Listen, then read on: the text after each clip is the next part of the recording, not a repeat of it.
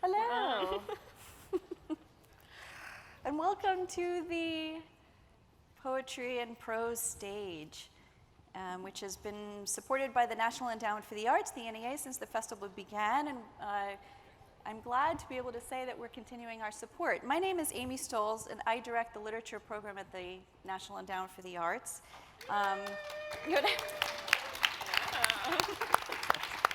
That was a total plant right there.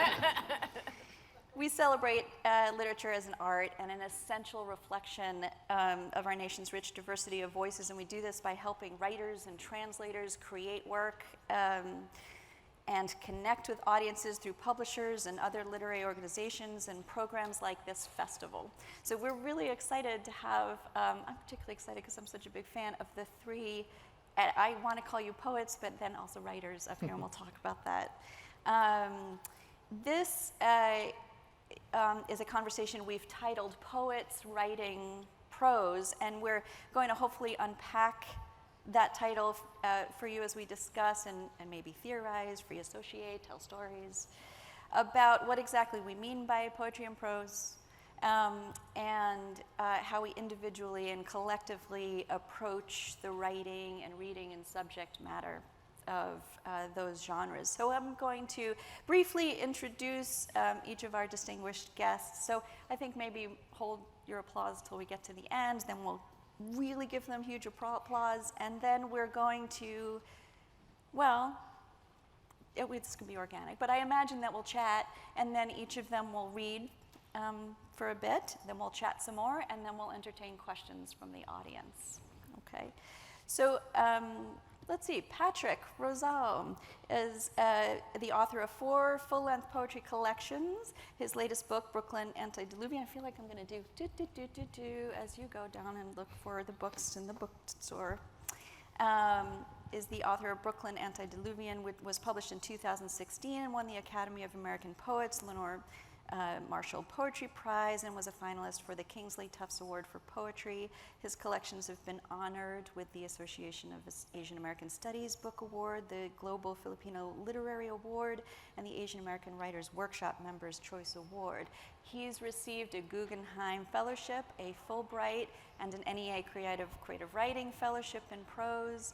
And his essays and reviews have appeared in a wide variety of distinguished publications. And he's taught and presented in many different places and venues around the country and abroad. Currently, he calls Philadelphia home, teaches at the MFA program at Rutgers University in Camden, although this year, no, you're going to be at Princeton, right? And I just found out last night that also you are a jazz musician, right? Playing instrument, drums as well. Piano, okay, you're going to guitar, and some Afro-Cuban, yeah. Okay. Camille Dungy. Camille is the author of 4 collections of poetry. Her most recent, and I'm going to show you this, is Trophic Cascade, published in 2017. It won the Colorado Book Award. In fact, her collections have won and or been nominated for numerous awards.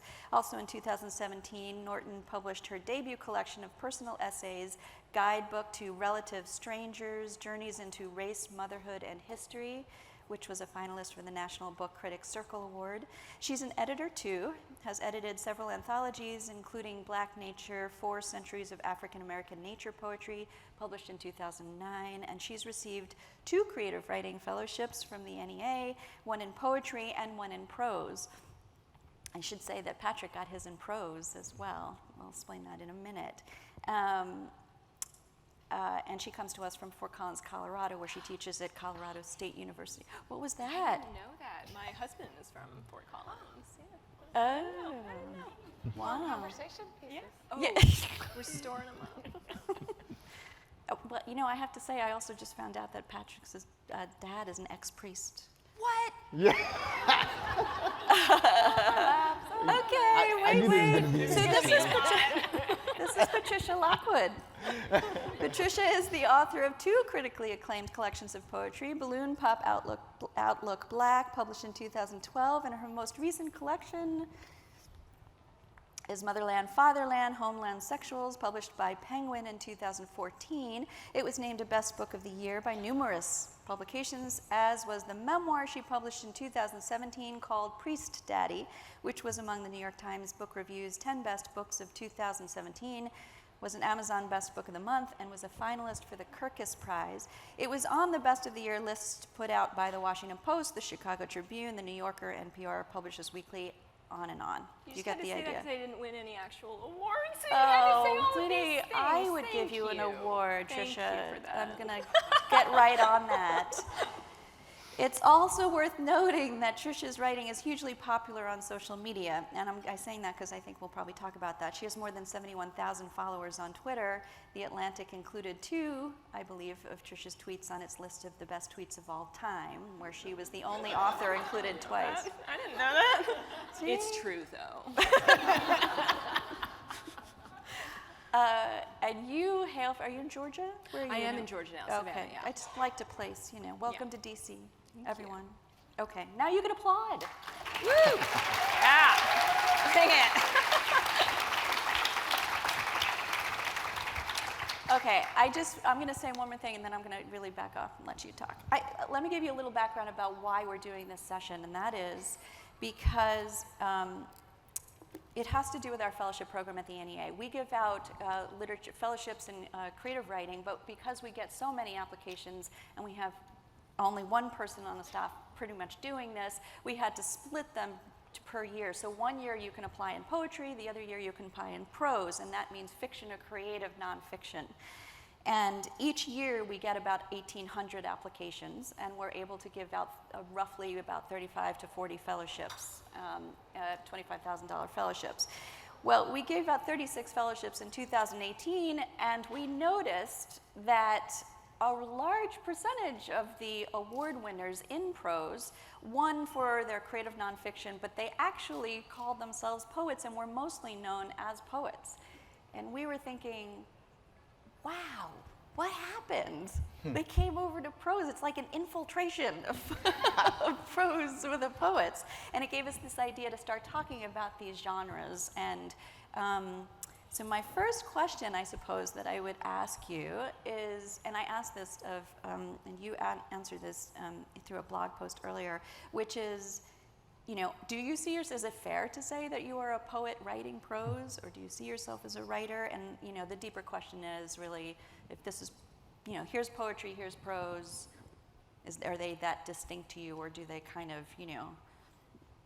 I'm going to stop with hand gestures sitting next to you, Trisha, because I feel like that might get, We'll do that one again. Yeah, like the, That's something. Yeah. I know it's something. yeah. What do you think? Yeah, I have to say that the whole idea of sort of the separation of genres is a little bit confusing to me for a number of reasons. One, because when I got to know the writing of the Philippines, where my parents are from, what I realized very quickly was that writers were writers, and they wrote everything. They wrote novels, they wrote poems, they were journalists, they were speechwriters for politicians. And so this whole sort of market division between genres is not universal. It's actually an invention. And the other reason why it's a little bit confounding to me is that I came to books late in life. I came to books in my 20s. I'm a college flunky twice over. And so my original love was music. I wanted to be a composer and a musician. I think of all of writing as an extension, really, of music. So when we're talking about a kind of a blurring of genres, I think that my own sort of blurring happens across arts. That means performance, that means theater, that means rumba, that means kundiman, that means so many of the kinds of musical and art-making traditions that we have in the United States. So it always feels funny to be I'm also an academic, and to be in a department and a discipline that is, has very specific boundaries. It's really just kind of an invention for me, and I navigate it, but it doesn't feel very true to the way that I just make stuff, and the real enjoyment of making stuff, which is across art-making practices. I have kind of a. Oh, I'm sorry. Go ahead. You can go. I Do we think it's like a holdover from the Romantics? Because it's a true thing in the United States, I think, or in the West with like novelists as well, considering themselves poets first and foremost. I mean, I think that's true of like a lot of English novelists, a lot of American novelists.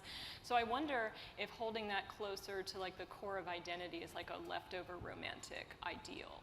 The core, holding that I'm just a poet writer. first and foremost. No, the opposite. That thing where it's like you'll read people who've written like splendid novels and their poetry's absolutely terrible, and they're like, I still consider myself a poet first and foremost, and they hold it at their core in almost a romantic way. So I wonder about that a little bit, because I feel more as you do. Mm-hmm.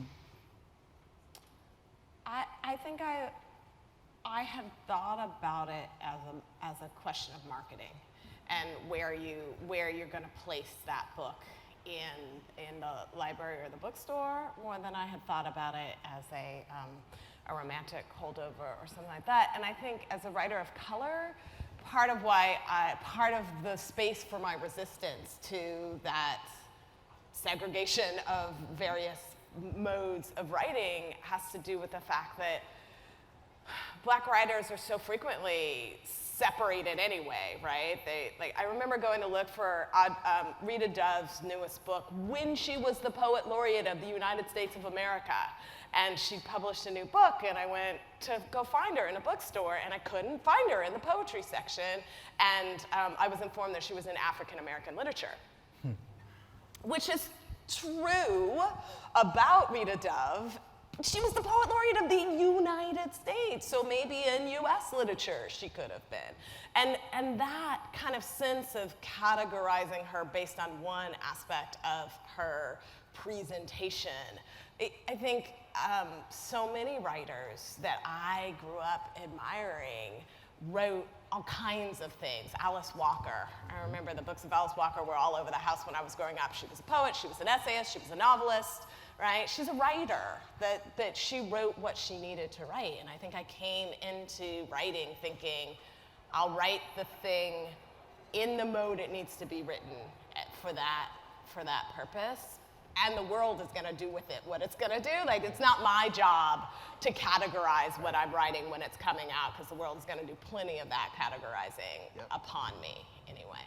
Yep. And I guess when that's true as well, when it's a matter of marketing, it's also a matter of money. A lot of people who would consider themselves poets first and foremost, that's like the phrase I always heard. It's like etched on my mind. I don't know where it came from.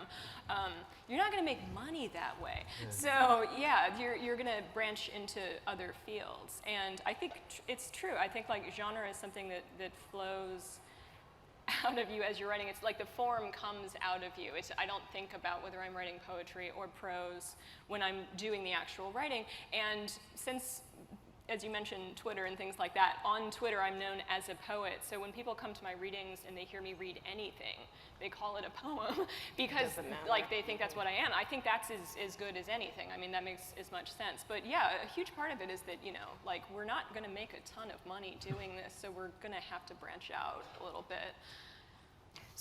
So wait, when you set out to write, you're not thinking, I'm what I'm writing. You're not really? Like you know what book you're in. That's what's true of me. I know what book I'm in, but even in the midst of something like Priestdaddy, I'm writing something that's essentially a long poem, so not really. It's kind of fascinating because you know, there are I mean, we all know there are differences, for example, right? I mean, like, you know, you have, when we're mostly talking about creative nonfiction, prose almost demands you declaring it true or not, because there are these categorizations that we've grown up with. They're fiction, they're nonfiction. You know, poetry, you have a voice, and there's a little bit more leeway. And of course, there's, you know, what are the different things? Right, but I think that in poetry also, I have a responsibility to capital T truth, not facts.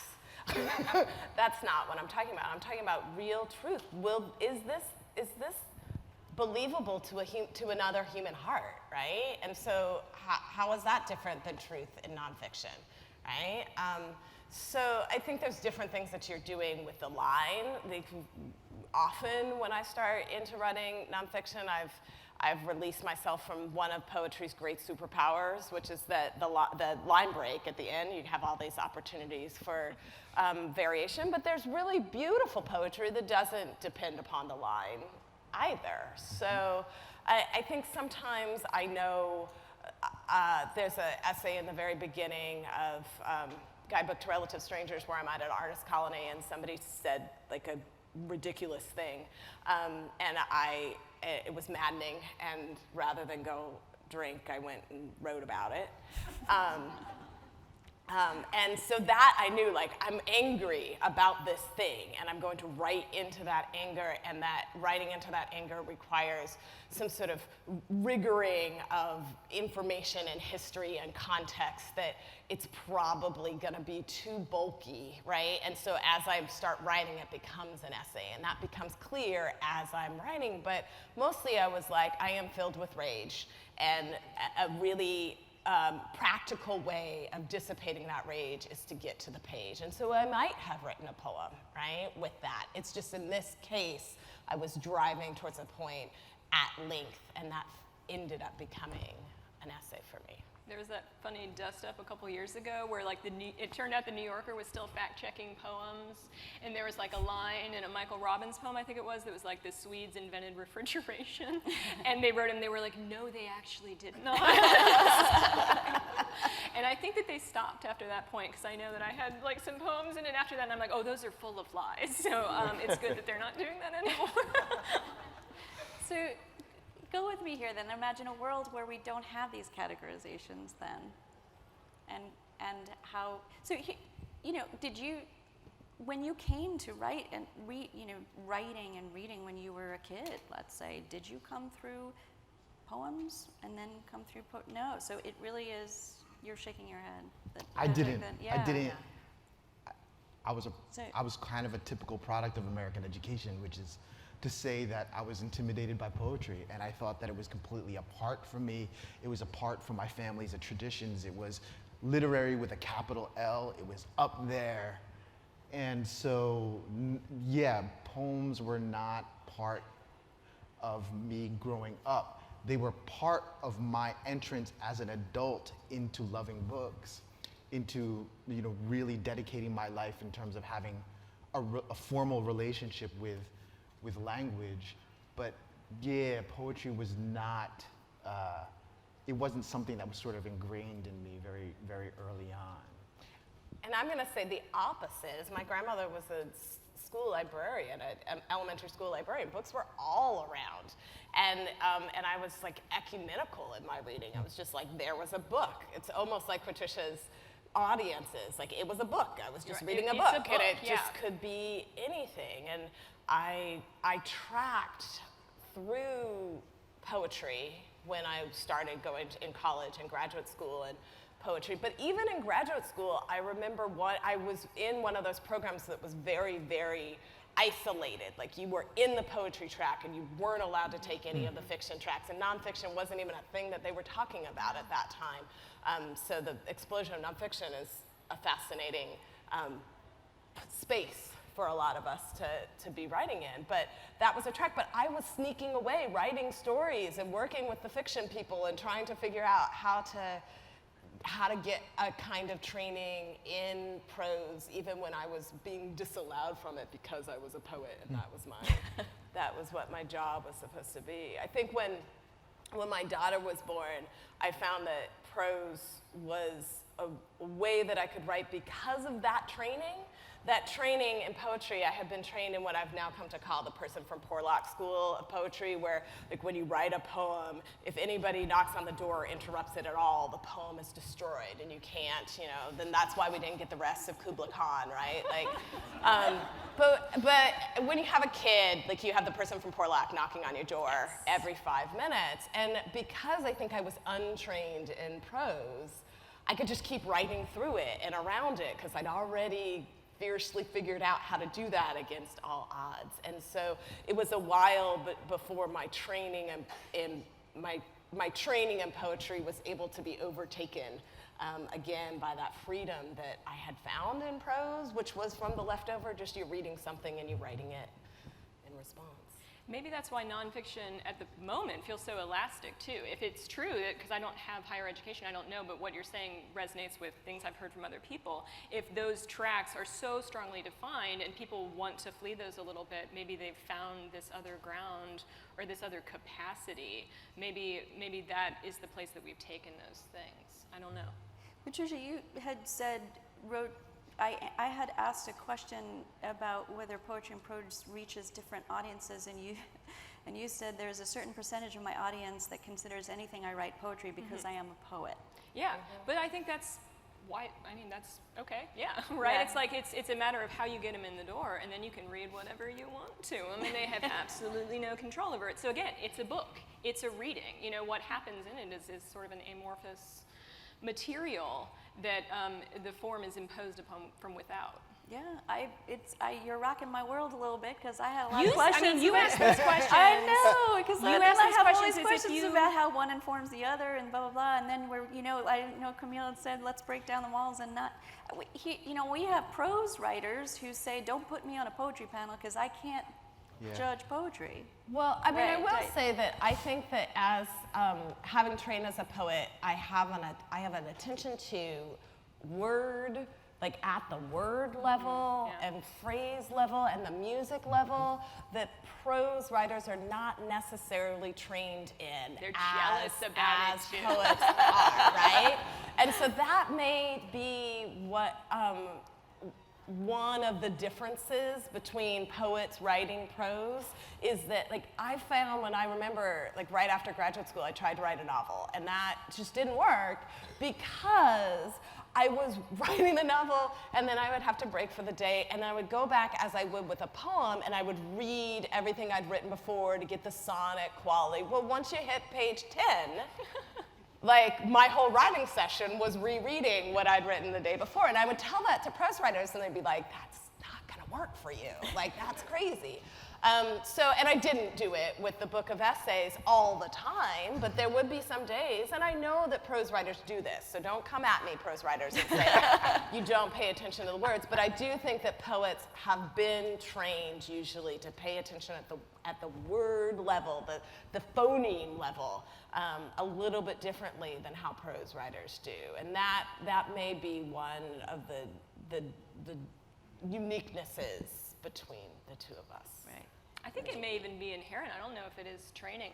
I noticed that I get stuck on words a lot more easily. I noticed that there were things when I was a kid that I did not understand, certain idioms that I would just pour over because I didn't get them, jokes I didn't understand. I still don't get the chicken butt thing, and I never will. No one can explain it to me. I had a student who was asking me, she was like, sometimes I read poetry and I just don't understand it on a basic sense level. I was like, if your body understands it, you understand it enough. You have enough of it. You know what you need to know. And I think, to be honest, For her, that's not enough. well, but I think it was anxiety. Yeah, so what I told her was that is enough. Like, if your body is responding, you know something about this poem that maybe your head doesn't know yet. But I think it's true, maybe, that we are the people who misunderstand things, that we misread things, that we transpose words, that a lot of times I'll misread something and it sounds better to me.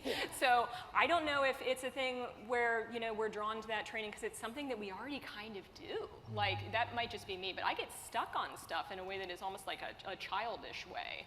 And that's why I pay so much attention to it, because I have to. It's just like how I'm wired. Why don't we take, I want to get into a bit of the subject matter that y'all write about, but why don't we take a break and do some reading? Sure. Can we do, who would like to, should we go?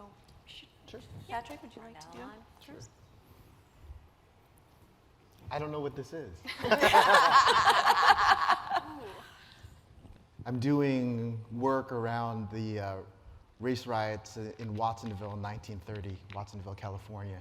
There were Filipino farm workers who were dancing with white women in taxi dance halls, and the white community formed posses to hunt Filipinos down, threw them over the Pajaro River Bridge, went out to the bunkhouse, which was 4 miles from downtown, and one of the people from the posses shot through the wall into the bunkhouse and killed a young man named Fermin Tobera. So I'm doing a site-specific I didn't even curse yet. I'm doing a site-specific performance. I hope to do a site-specific performance out there in Watsonville, California. I'm writing around it. I'm doing drawings and all kinds of things. The only thing that you need to know about this is that I'm an interlocutor with these manongs, these Filipino farm workers from 1930, and I don't know who's dead. It's either them or me. I may be a ghost visiting them. And one of the things that they've come to do over time is to make kites inside of this bunkhouse. Here is a lie. The kite maker and his companions work hard. They get up under an orange-blue dawn. If they dream, there's no time to think about the dreams, visions of roosters thrashing deep in the water, the blades still tied to their ankles. The birds aren't drowning, but they clearly don't belong. They're kicking their feet, scratching, turning in the swirls of undercurrent. The men always wake up before they know if the cocks drown or grow fins or gills or get swooped up by nets and drop back into a yard where the animals make more sense. Into the fields, hotter and hotter. Every day, I try to look more carefully, see more deeply from all the way out here, this incredible distance. I'm younger than these men, after all. And yet, I'm older than them, too.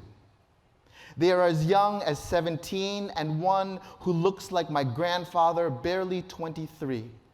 Sometimes I get close enough to them, I can ask questions. When they speak, it's as if they aren't speaking to me, but to one another, or a lover left behind.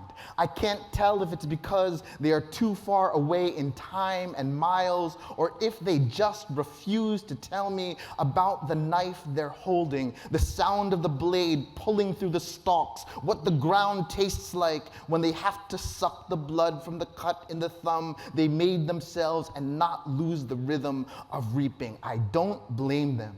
There's nothing to the work after a while. There was no thinking. There was a time when the men had a deliberateness and a strangeness to the bending and cutting and pulling when they first arrived, just after white men took their names and asked them if they could read, asked if they had wives back home. There was a time the men, these manongs, thought about this, comparing the first lettuce to the next, making sure they got the whole head. It doesn't take a week to stop thinking. Your body just goes and your mind does other things. First, it dreams of the faces it left behind, how happy they'll be to see you again, to build a house and buy so many fat pigs and goats and cows. You caught me lying again. They're thinking of sleep, or they are thinking of the uncle who slapped them on the back or across their teeth the day before they left their village. Or they are thinking of slitting the foreman's neck. They are thinking of hanging themselves from a tree. They are thinking of swimming in the ocean, the water's salt, which is different from the spicy, muddy salt of their own heads and armpits. They are thinking of swimming all the way back home. They are thinking no one will remember their names when they get back. They are thinking of changing their names anyway. Edison is a good name. They are thinking of going back to another province and finding a wife who will call them Edison, a famous name, as if a name could change a face, sun-baked. No one weeps anymore. That's my last lie. But this man here, because he no longer has to think about how to grip the handle or the angle of the knife's edge, because he is quick with his work, but not too quick, he can think of something else. He can think of making kites.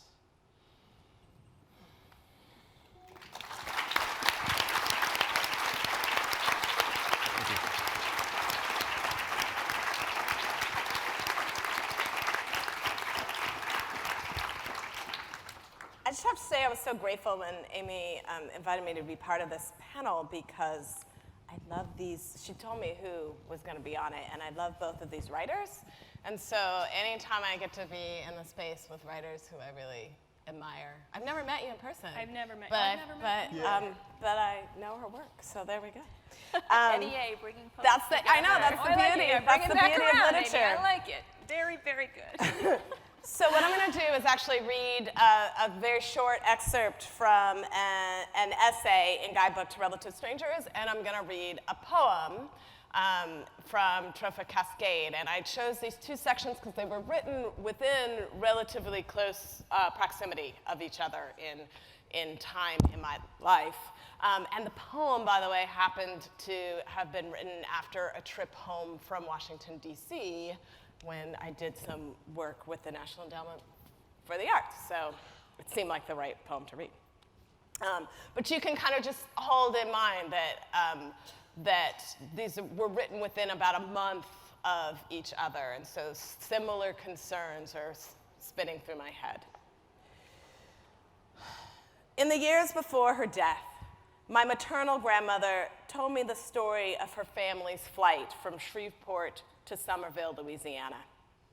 My great-grandfather, who owned his own sheet metal shop in that left-behind town, who could read and write and figure, and who understood his worth, entered his business one morning and found his young cousin dead on a work table. A note pinned to the body warned my great-grandfather to get out of town before nightfall, lest he be killed as well. The surviving family piled into a wagon with nothing but what the wagon could hold. Imagine that, my grandmother said, repeatedly in the last years of her life. She didn't talk much about the new shop or the new town. And the years before she died, it was that wagon my grandmother talked about, loaded with things her family could haul. And that life plucked from her family's line. Most Black American families have a story of some branch brutally severed from their family tree. The only remarkable thing about my grandmother's story is that she had to reach as far back as 1917 to encounter such a trauma. But pain is an immortal humor, lasting in a body far longer than pleasure. Again and again, my grandmother asked me, as if I might, one visit, provide some satisfactory answer.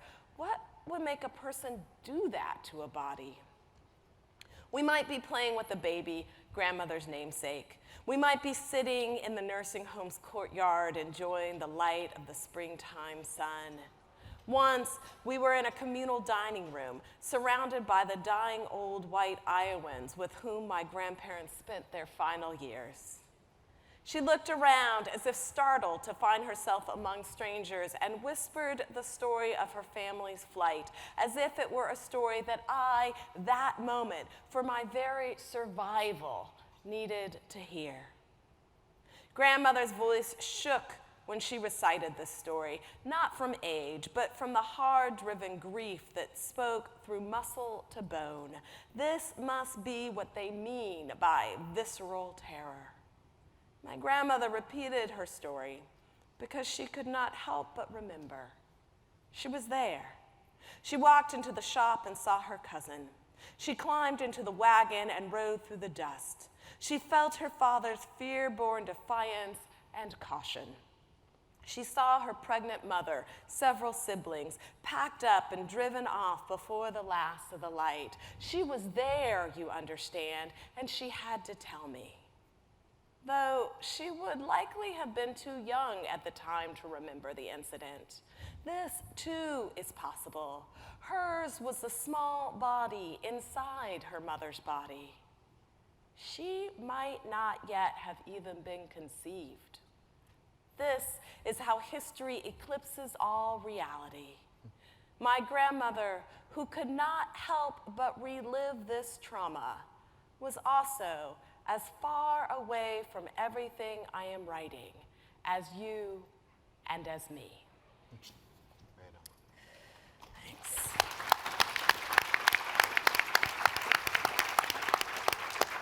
Thanks. So that was the essay excerpt, and then this is a poem called Frequently Asked Questions, number 7.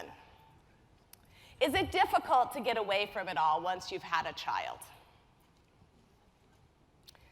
I am swaying in the galley, working to appease this infant who is not fussing, but will be fussing if I don't move. When a black steward enters the cramped space at the back of the plane, he stands by the food carts, prepping his service. Then he is holding his throat, the way we hold our throats when we think we are going to die. I'm sorry. I'm so sorry. He is crying. My God, what they did to us. I am swaying, lest my brown baby girl make a nuisance of herself, and the steward is crying honest man tears. Seeing you holding your daughter like that, for the first time I understand what they did to us. All those women sold away from their babies, he whispers. I am at a loss now. Perhaps I could fabricate an image to represent this agony, but the steward has walked into the galley of history.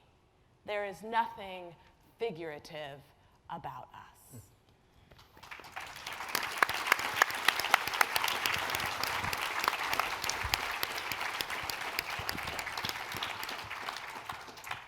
Since you were so generous, Patrick, as to read something that you do not know what it is, I will do that as well. I'll just read from what I'm working on right now, which is kind of a hybrid of everything. It's about an idiot on the internet. In childhood, she had laid awake at night, on fire with a single question. How did French people know what they were saying? Yet when she finally asked her mother, she didn't know either, which meant the problem must be inherited. Can't learn, she Googled late at night. Can't learn since losing my virginity. Her most secret pleasures were sentences that only 0.5% of people on Earth would understand, and that no one would be able to decipher at all in 10 years. Grisly British witch pits, sex in the moon next summer. What is binge? What is to be corn-cobbed? That's the cost of my vegan lunch. Pants burn, leg wound. She could not feel her first fingertip. This in the way that your ear used to get soft, pink, and pliant, and the swirls of hair around it like damp designs from talking on the telephone. 100 years ago, her cat might have been called Mittens or Pussy Willow. Now her cat was called Dr. Butthole. There was no way out of it. Dr. Butthole, she called at night, almost in despair, until he trotted to the door with the bright feathers of her dignity clinging to his lips and disappeared in his alternating stripes over the threshold. In Bristol, the sunset dripped as if from a honeycomb. This is your contribution to society? A man asked, holding up a printout of her most famous post. Can a dog be twins?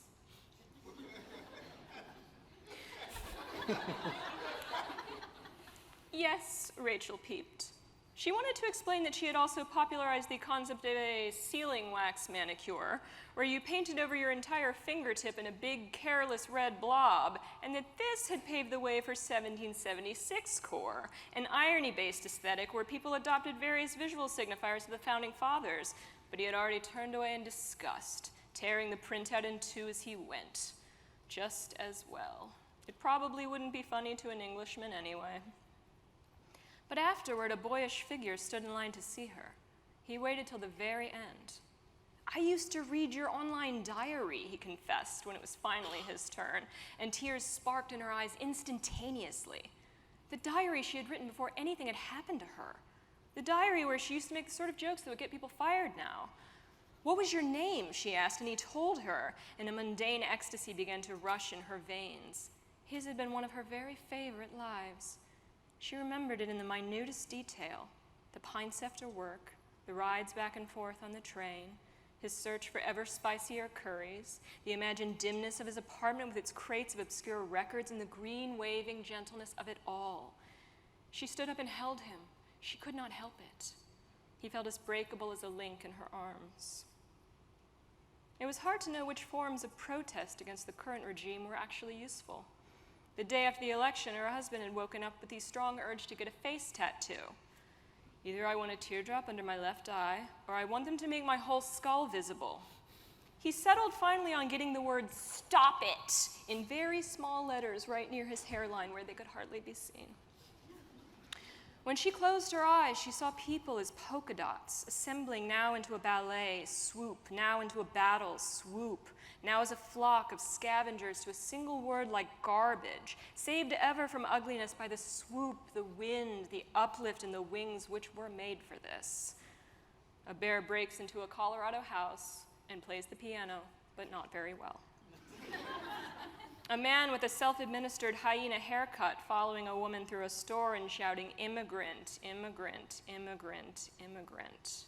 In the front seat of the police car, he began to discuss World War III and why it would begin, why it must begin, why it was coming, why he would be the general that led the first charge. Previously, these communities were imposed on us along with their mental weather. Now we chose them, or believed that we did. A person might join a site to look at pictures of her nephew and 5 years later believe in a flat earth. A man with a chest tattoo that says, "I can do all things through Christ who strengthens me, motherfucker." MySpace was an entire life, she nearly wept at a bookstore in Chicago. And the whole audience conjured up the image of a man in a white t-shirt, grinning over his shoulder, and a private music began to autoplay for each of them. And it is lost, lost, lost, lost. A former presidential candidate, whose face was as long as a cartoon shoe, had favorited porn in the night. It was always thrilling when this happened. First, there was the porn itself to dissect. In this one, a red-blooded American housewife stumbles upon her stepdaughter getting fucked from behind by her boyfriend, who seemed likely to shoot an unbelievable load of mayonnaise into her at the end. Twist, though, the woman in the clip, who stood in a hallway theatrically pleasuring herself while her stepdaughter was rogered, looked exactly like the candidate's wife. This was somehow thrilling too, in its innocence. He would always desire her, or at least the blonde substance that flowed through her eternal sketch. Rachel thought then of the women as separated twins. She thought of the divergence in use between their identical beauty, how one had ended up in a porn clip slapped up by sexual posts, and how the other had become the wife of a man who was outspoken in his belief that people should not manipulate their genitals. When the imagination was caught like this, it was no longer her imagination, but the mob's. Flat archetypes were awakened, which moved through flat scenes in the cave of the mind. Torches were raised somewhere, and her blood pounded, and it was the blood of the mob. She had another heart now that beat a black shadow of her real one. But if it ceased to beat, she would die too, like that security robot who had recently committed suicide in a fountain, face down and insanely funny.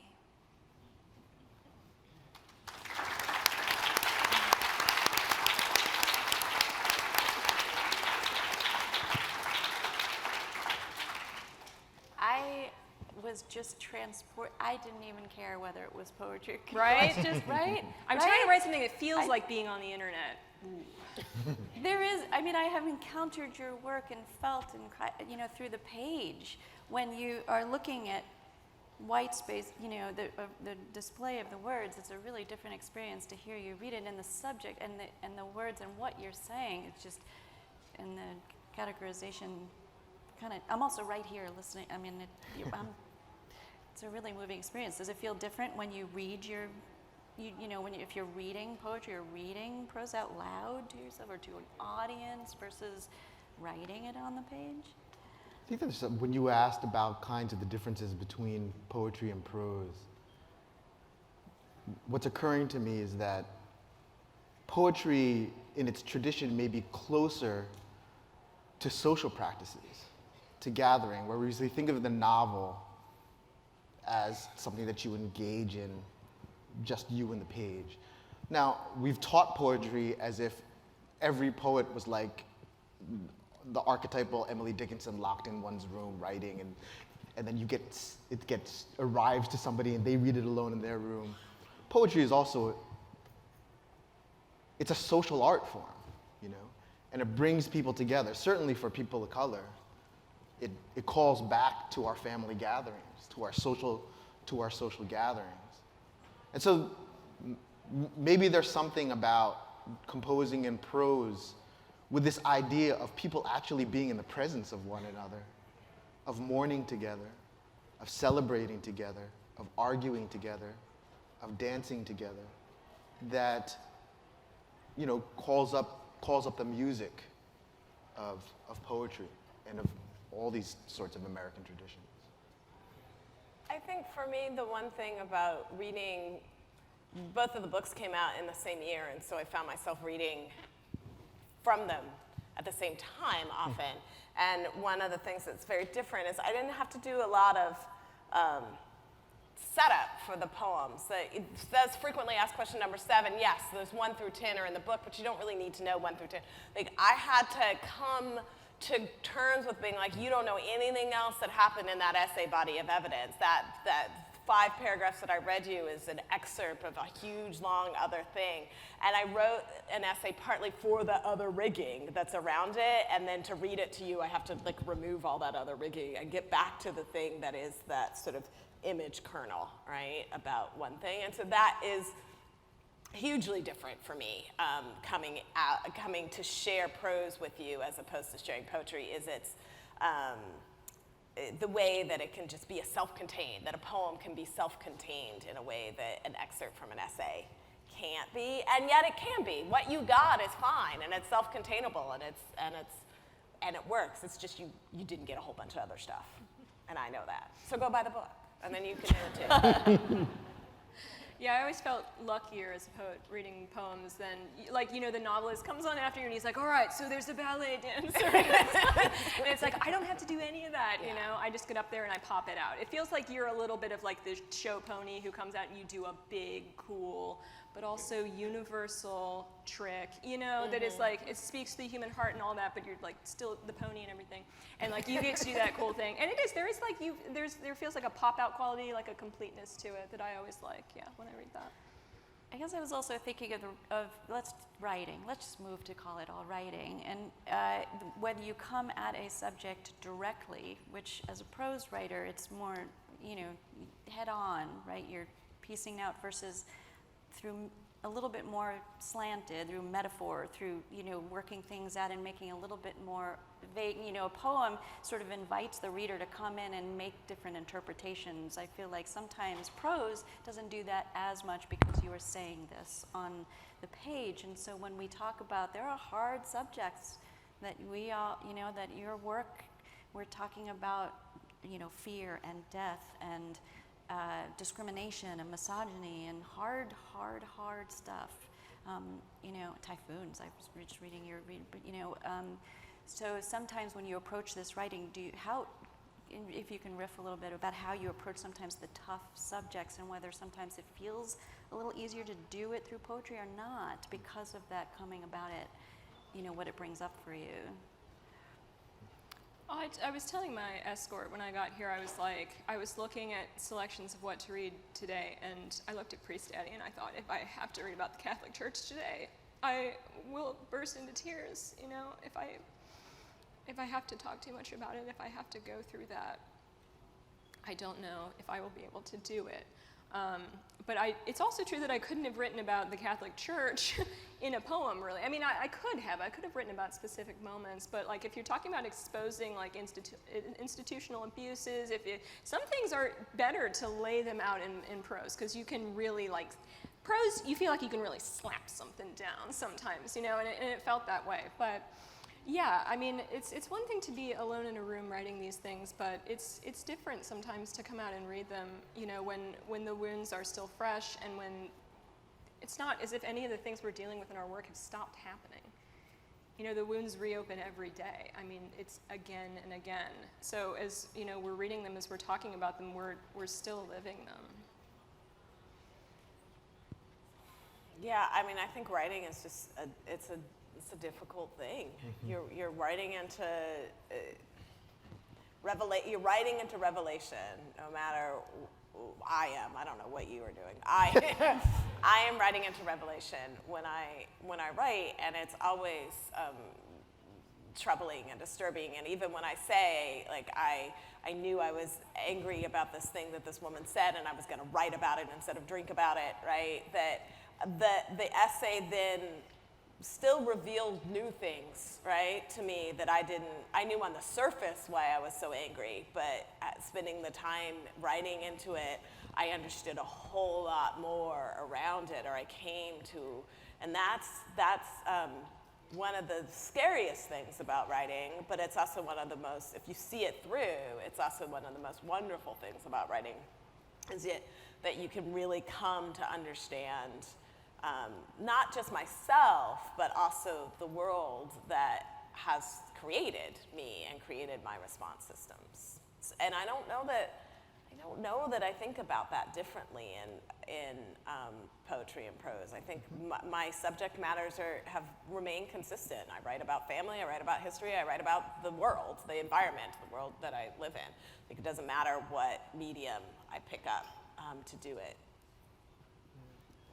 You know, to sort of riff off of Camille, you don't just write about difficulty. The music of the language leads you towards the difficulty. Because often if you're composing musically rather than, I want to say this fact or convey this information, if you're thinking about the sound and the contour and the music, you're not controlling the quote unquote content of those words. And oftentimes that revelation is difficult, is hard, is painful, is surprising, is unwanted. And so for me, I play a bunch of musical instruments. I don't really consider myself a singer, and I want all my writing to sing. And the singing, when I'm doing it well, really leads me to something that's difficult. And I'm trying to learn how to be a good singer in my writing in that regard.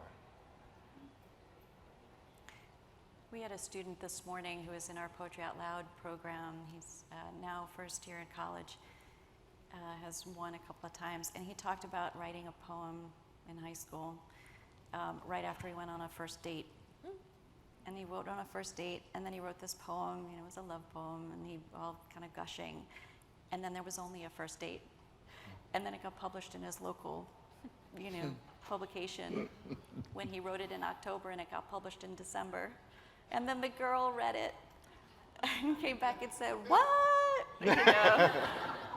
And I thought of that, and I thought of our conversation and what you're writing and how raw and vulnerable and you get, in your writing, and how I almost felt like I just want to say thank you for getting raw and vulnerable so that we can get there too. But I think part of that sense of kind of writing towards it and around it is that you find more interesting things. I have a similar story from my first book, and I have a poem that it becomes a love poem between my grandparents in the book.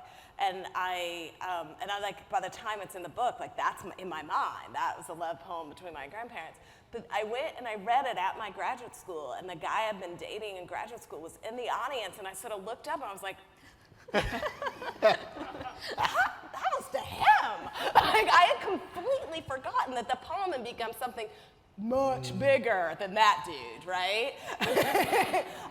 And that's one of the really great gifts of writing, is that we can come to knowledge I was writing about what love could be, not what love was between me and that dude, right? And so once I reached into that, the poem got better, the writing gets better if you untether it from these little pesky details like some specific date.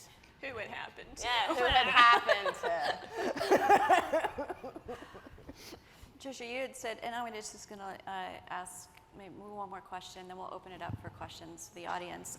You had, I think there was something in Priestdaddy where you had said, that you feel stronger on the page than sometimes in person. And it got me thinking about how, and I'll ask you because we're all dealing with this, if you see yourself, here you are as writing, either here you are in poetry, in your poems, here you are in your prose, here you are in your writing, but here you are in person, and here you are online too.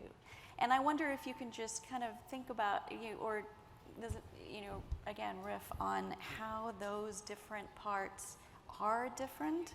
Are they not different? Are they deliberately not different or different? And do you have, negotiating those spaces? I mean, I'm looking at you, Trish, because I know you that, but I think we all do, because it's the reality of here we are in person, like you said, there's certain things that you don't want to do in person that you want to do in your writing. And it's because it's not just because you have more control, it's also because I was never the sort of person who in my life was allowed to have the arguments that I wanted to have. Like when you talked about, it's instead of drinking, you're gonna go home and write it out. I mean, there was like a conversation that could have been had. I mean, you're gonna make something better out of it by putting it on the page. I knew growing up that I could not have the arguments with my family and with my church that I wanted to have.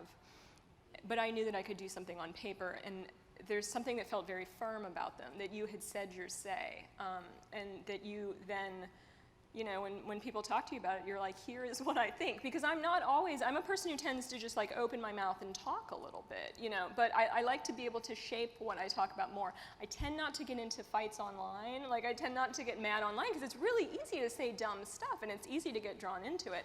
So I like to be in places where I have more control before I talk, apart from jokes, which I probably make because I am scared of that stuff. I did mean to ask you about humor, whether that was, yeah. The parts being separated are the parts on the page in our sort of in our regular lives, huh? And you're asking if I do it or why I do it? Do you see this separately, or you really feel that you do? It's hard for me to separate. Yeah. It's so hard. I think I was already a kind of weirdo when I was growing up, and being a writer has sort of allowed me to affirm my weirdness.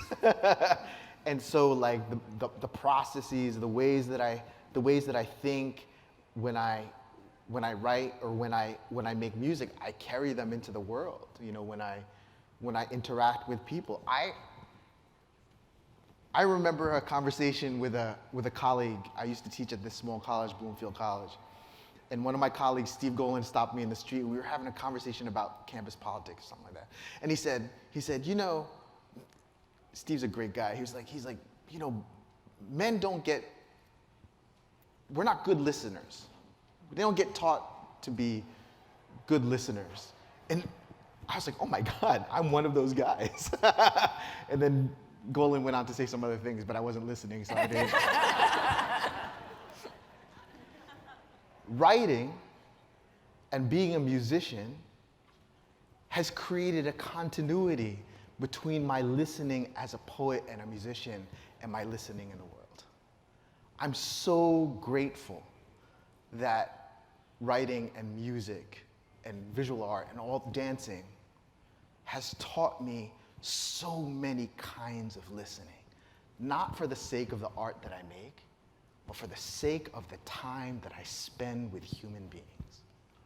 And so that separation is very difficult for me because those perceived different lives have been so deeply mutually informative. I think I would just add to what Patrick said, and something that Patricia said earlier about that maybe what's brought her to writing is just a kind of quirk of thinking, is that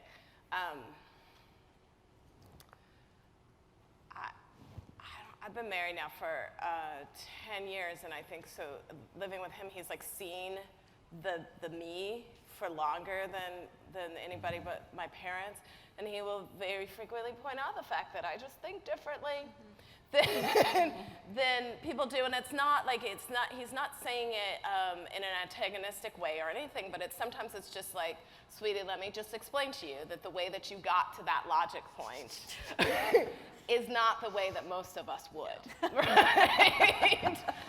So, can you walk me through? No, you can't. You can't, right? And so there's like a way that I think that I get from point A to point B to 4, you know, like somehow I've just like do a leap. And that's a way that poetry works, right? It's the way that we understand poetry to work, that we have like synesthesia, so we mix some sort of sense with like taste with color or things like that, and we cross, and that we expect that of poetry. But I think it's one of the things that people who think about poetry and write in poetry also can bring to prose, because rather than in an essay, rather than doing a straight chronological narrative of the first year of my daughter's life, I'm able to leap around through time and chronology in a way that I think is true to how we experience time. Like, I actually think we experience time in a very unchronological way, but we're often trained when we're reading the who, what, when, where, why kind of narrative, we're often trained to read very linearly. But with the freedom of a poet's mind, and I don't know which came first, the poet's mind or the poet, right? I'm able to bring that into prose and sort of shift what happens in my essays and untether them a little bit from linear narrative into a kind of, I think, real world narrative. But it's really also just the way I think, right? That I'm also just writing as I see the world and as I communicate the world and speak it out, right? And so it's just a like stylized version of the real me. I mean, like the joke about a poet writing a novel or a memoir is that like we'll describe a leaf for like 20 pages, but fail to tell you when we were born, or, like, any of the pertinent facts or things like that. So when I was talking about, you know, like having to make an argument in prose, things like that, it was physically painful for me sometimes to be like, this was the bishop at the place that I was, this was the name of this is what happened next, this is what happened here. Having to stick some of that reportage in there was like physically, like gut-wrenchingly painful for me, because it's not, again, I think you're right, it's not how I experienced the information. You know, like I would meet a person, I would interface with them, but it's, you know, I didn't know their Wikipedia entries or anything like that. The things that you have to put in things that are not poetry sometimes are painful for us to put in. I will say, in preparing for this, I had like an outline, and then Just Yeah. let it go. I know you all. Just let us go. We're just not going to go there. I noticed, I don't know that there are microphones, but I think it would be I think we great. could hear. Are Oh no, there are for- microphones. There's mics. There Yeah. are. There So, too. oh, there are. Does maybe. we have questions? Would anybody like to ask these? Anyone? If you would like to ask a question, you go to the microphone. Thank you. Yeah. Let me ask the There's- first question. Should be on the side. Where does poetry end and prose begins? Where does poetry?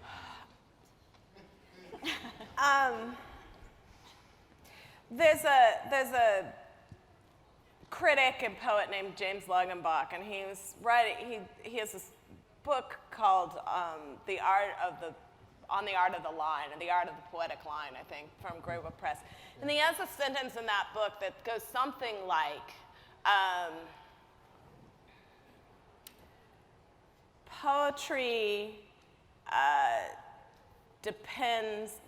is the art of thinking in the line, and prose is the art of thinking in the sentence.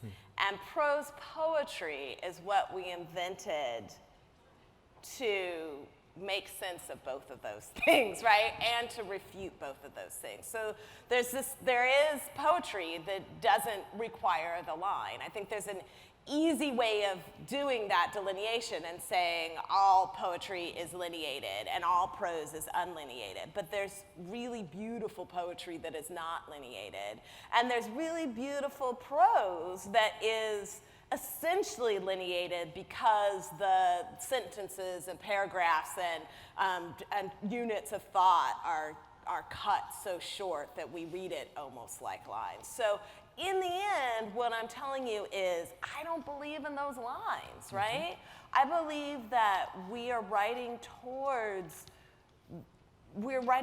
truth, we're writing towards energy, and we're writing towards like a kind of the best delivery of information. And there's an extreme whereby that's in paragraphs and chapters and at great length, and there's another extreme that it's a single line and it's crystallized and condensed.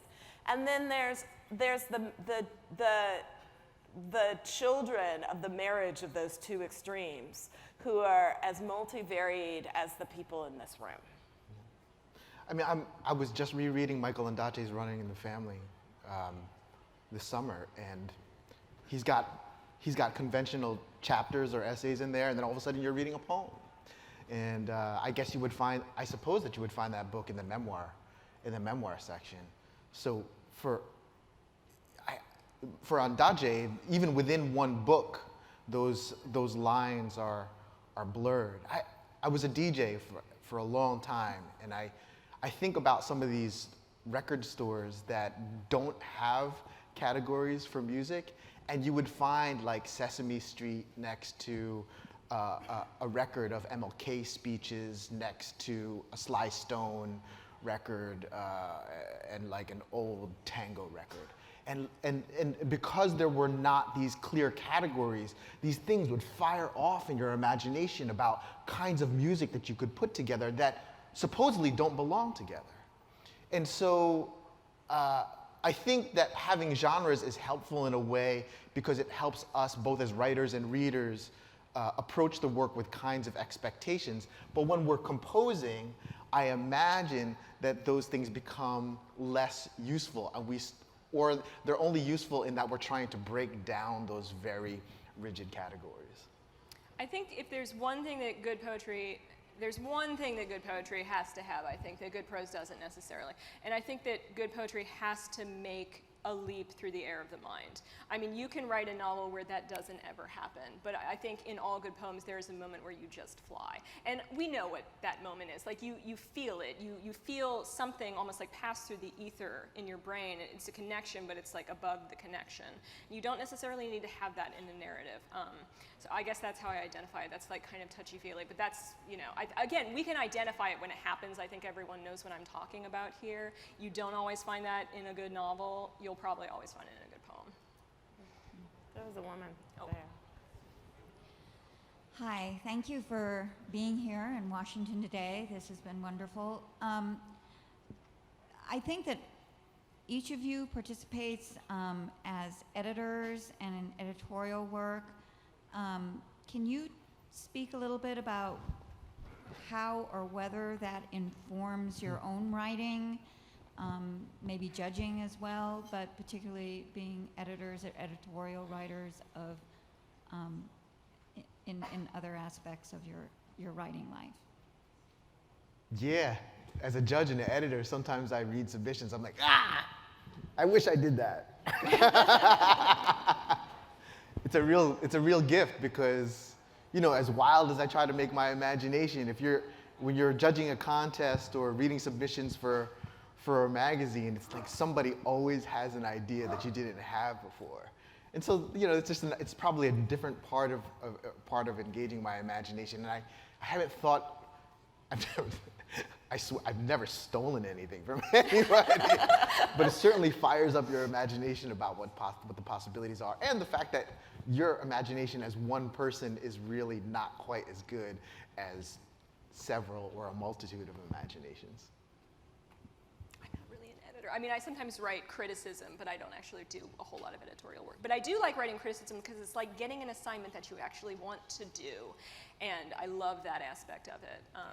Like getting to engage on a really deep level, like reading all of someone's books, really drilling down, that to me feels like if I could have gone to college and it had been like that, I would have liked that. As it is, probably not, probably would not have done so well otherwise. I mean, I think it's possible that this thinking that I have about the blurriness between poetry and prose might have started to get codified when I was working on the Black Nature anthology. Each of those poetry sections is introduced by a prose piece, and many of those prose pieces are written by people who identify as poets. Honoré Fanon Jeffers writes one. Richard Wright has one, and you think of Richard Wright probably as a prose writer, except for that he has this incredible collection of haiku that are just phenomenally wonderful. And so to be able to have that haiku next to this excerpt from this wonderful book, which is also so poetic, 12 Million Black Voices. A lot of the early African-American writers wrote in mixed genre. I think Jean Toomer, who's one of the key writers of the Harlem Renaissance, that's like one of the first American hybrid texts. Like, what is it? Is it nonfiction? Is it poetry? Is it prose? Like, I don't know. And so just the work of really spending time with all of these writers who I really admired. And also, I resisted a lot of the typical categorizations when I put together that book. So I didn't organize it alphabetically. I didn't organize it chronologically. I organized it based on kind of the ethos of the poems and the pieces inside them, and that kind of thinking about new ways to categorize and combine and put things together made me rethink the way that I was rigidly assigning my own text along typical lines. So I think it can help you working through others' work and curating others' work and kind of really helping other people's work get into the world and in its best light can help me think about my own work and what potentials it has. Yeah. Hi. As I'm listening to you, I hear you all very poetically speak of poetry as singing, listening, conveying truth, which all sounds like something a little bit subconscious, a little bit less conscious than our normal conversation.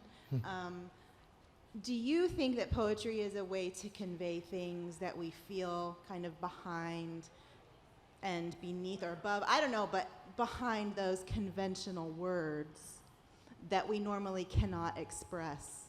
Like a way of giving vocabulary to the things that we feel, whereas prose is a more conventional way of talking about ideas.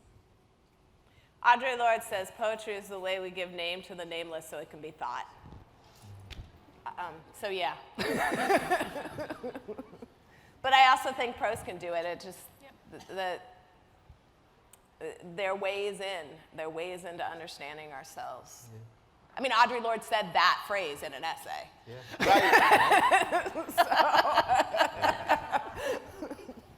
I mean, people are always comparing things to poetry, but when it gets right down to it, we also have to compare it to something. So we're like, singing sounds good. You know, like music it makes sense. I think that it makes a lot of sense. We have time for one more question. Go ahead. Yep. Hi. I'm thinking about how for poetry so much of it like shifts when read aloud versus like when seen on a page, and how so much of, I think, as a writer, like reconciling that sort of tension between how you want it to look on a page and be read by an audience member versus like reading it aloud. And I'm sort of wondering how that translates into prose, which may not have the same sort of limitations, or in other ways does. I don't know, I'm curious what you guys think about that. There's been this sort of immense privileging of the written word over the spoken word for a very long time in Western culture. And what we really know is the fact is that the spoken word, the singing word, the bodies among bodies, making literature and stories and song is much, much older. And there's a return to that. Somebody much smarter than me coined a phrase called the new orality with the internet and performance and so forth. And I know of very few writers, regardless of genre, who are not engaging with their own work or other people's work on a stage or without being out on stage or on a mic or out loud. So this is a whole other conversation because I'm so deeply invested in the role of performance in our culture. But I think that regardless of genre, this out loud manifestation of our literature is actually a central part to the way that we engage with story and song in this country. I think that it, wrap it up. I think that it can Bring us change. home, Trisha. Yes, I'll bring us home. Thank you very much. When I wrote my first book, I definitely was in a place where I didn't have access to being able to do something. Like I didn't have a place where I could perform. No one wanted to hear me read my poems. So you have in my first book, you have a person at a desk, writing to herself, maybe not necessarily understanding that it was going to be really fucking hard to pronounce some of that stuff when she had to stand up and read it later on. So then in my next book, I'm like, bam, I get it now. I know that I'm going to have to get in front of a microphone at some point and read this to people. So when it got time to actually write prose, I'm like, well, I know what I can do. I can use some of these little tips and tricks in prose as well. Basically, yeah, as you're writing, no matter how deep into it you're getting, always think about how it's going to sound. And read it out loud when you're editing. Always read it out loud. And change the font so that it looks weird to you and you can catch mistakes. And with that, it's a Ta-da! wrap. Thank you, too. Thank you. Thank you for coming. Oh, are we not